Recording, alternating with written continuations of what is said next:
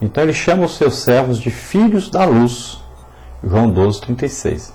Isso significa que os cristãos compartilham da natureza divina, tão logo se tornam filhos do Altíssimo, João 1, 12, 13, que diz lá, mas a todos quantos o receberam, deu-lhes o poder de serem feitos filhos de Deus, aos que creem no seu nome. Então, a partir do momento que aceitamos a Jesus como Senhor e Salvador, passamos a ser filhos de Deus. E para ser filho de Deus é preciso ter o Espírito Santo morando na pessoa. Então, quando você morre para o pecado e nasce para Deus, e somos propriedade, nós fomos comprados por Deus pelo seu sangue. Que sangue? O sangue de Jesus Cristo vertido na cruz do Calvário. Então, Jesus é o nosso Senhor agora. Nós devemos andar na luz de Cristo, obedecendo a Cristo. Vamos ver na parte 1 da nossa lição, Jesus, o Filho de Deus. Número 4, como João apresenta o Mestre. Então, como um homem perfeito, mas também divino. Jesus tem um corpo físico, ou seja, é plenamente humano. Você veja João 19, 38 a 40, 20, 25 a 27, que diz aí para nós: tomaram, pois, o corpo de Jesus e envolveram em lençóis com as especiarias, como os judeus costumavam fazer na preparação para o sepulcro.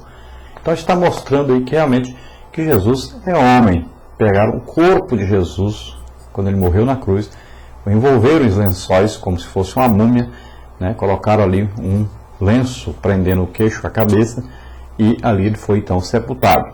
Também, ao mesmo tempo, Jesus, além de ser homem, ele é Deus, é divino. João 20, 28 e 31, versículo 31 diz: estes, porém, foram escritos para que creiais que Jesus é o Cristo, o Filho de Deus, e para que, crendo, tenhais vida em seu nome. Então, ao mesmo tempo, Jesus era homem, ao mesmo tempo, Deus. Ele nunca deixou de ser Deus. Pergunta número 5. O que João diz que contrariou os gnósticos? O que ofendeu tantos gnósticos? 1 João 4, de 1 a 3, 2 João, versículo 7. Então, João enfatiza que negar que Cristo veio em carne também é negar que Jesus é o Filho de Deus. Todo aquele que nega que Jesus veio em carne, ou seja, no corpo humano, está negando também que Jesus é o Filho de Deus. Os gnósticos, os sábios, queriam dizer que Jesus era Filho de Deus, mas diziam que ele não tinha um corpo humano, que ele não era feito de carne e osso como nós. Queriam dizer então que Jesus tinha um corpo aí glorificado quando estava na terra, era um corpo especial, era um corpo aí celeste, não humano. Se dizer que quando estava na terra era só homem, não era Deus, é uma heresia. E dizer também que ele era só Deus e não era homem, também é outra heresia. Então não podemos distorcer a palavra de Deus. Depois, número 6. O que a Bíblia revela acerca de Jesus ser o Filho de Deus? Então ele tinha comunhão com o Pai. João 14,6 diz: eu sou o caminho, a verdade e a vida, ninguém vem ao Pai senão por mim. Só se chega ao Pai passando pelo Filho. Depois ele podia purificar o homem de todo o pecado. 1 João 1, 7 a 9. Mas se andarmos na luz como ele na luz está, temos comunhão uns com os outros. E o sangue de Jesus Cristo, seu Filho, nos purifica de todo o pecado.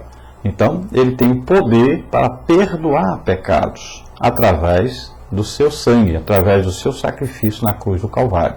Depois, também, possuía defesa diante do Senhor. 1 João 2,1 diz: meus filhinhos, essas coisas vos escrevo para que não pequeis. E se alguém pecar, temos um advogado para com o Pai, Jesus Cristo, o justo. Ele defende o pecador perante Deus. Ele é nosso advogado junto a Deus. E nós somos perdoados, porque ele morreu por nós, levou sobre ele os nossos pecados. Glória a Deus. Pergunta número 7. Por que João estava plenamente convicto que Isaías profetizara concernente ao Messias, Isaías 9,6, do que Deus dissera, Lucas 3, 21 e 22. Então, o próprio Cristo afirmara de si mesmo, enquanto exercia o seu ministério, que ele era Filho de Deus. Veja João 8,36. Se o Filho vos libertar, verdadeiramente sereis livres. Então, está dizendo o Filho de Deus. No Getsêmani, Lucas aí, capítulo 22, versículo 42 diz: Pai, se queres, passa de mim esse cálice. Então Jesus está chamando Deus de Pai. depois o próprio Cristo afirmara de si mesmo, enquanto exercia seu ministério perante o Sinédrio. Veja Marcos, capítulo 14, versículos 61 e 62. Versículo 61 diz: mas ele calou-se e nada respondeu. O sumo sacerdote tornou a perguntar e disse: és tu o Cristo, filho de Deus bendito? E Jesus disse: eu sou. Depois também o próprio Cristo também afirmara de si mesmo enquanto exercia o seu ministério, até mesmo na cruz. Então veja Lucas 23, 46, onde Jesus diz, clamando Jesus com grande voz, diz: Pai, nas tuas mãos entrego o meu espírito. Chamou Deus de Pai, mesmo na hora de morrer. Então, em toda parte, Jesus confirmou no seu ministério, diante das autoridades, na cruz na hora de morrer, enquanto orava, sempre confirmando que era o Filho de Deus. Confirmando, assim, as profecias a seu respeito, principalmente as profecias de Isaías, o profeta messiânico. Pergunta número 8. Quais os pilares da doutrina cristã proclamados por João? Então, as coisas principais, os pilares aí da doutrina cristã. Então, o apóstolo João defende que devemos crer no nome de Jesus como Filho de Deus.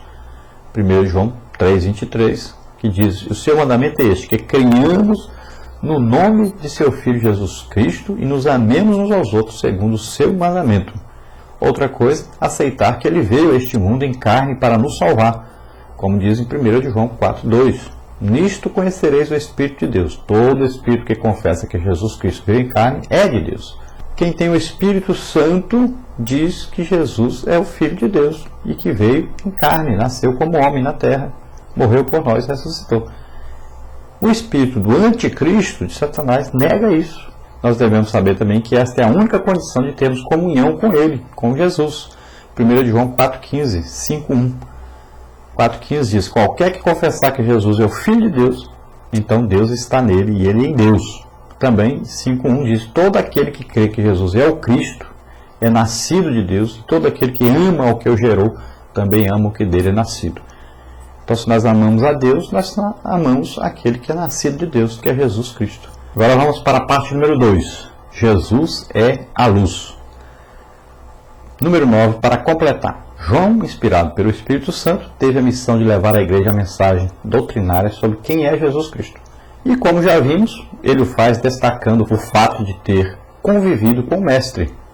Veja João 21, 24, 1 João 5, 20. E sabemos que já o Filho de Deus é vindo e nos deu entendimento para conhecermos o que é verdadeiro. E no que é verdadeiro estamos, isto é, em seu Filho Jesus Cristo. Esse é o verdadeiro Deus e a vida eterna.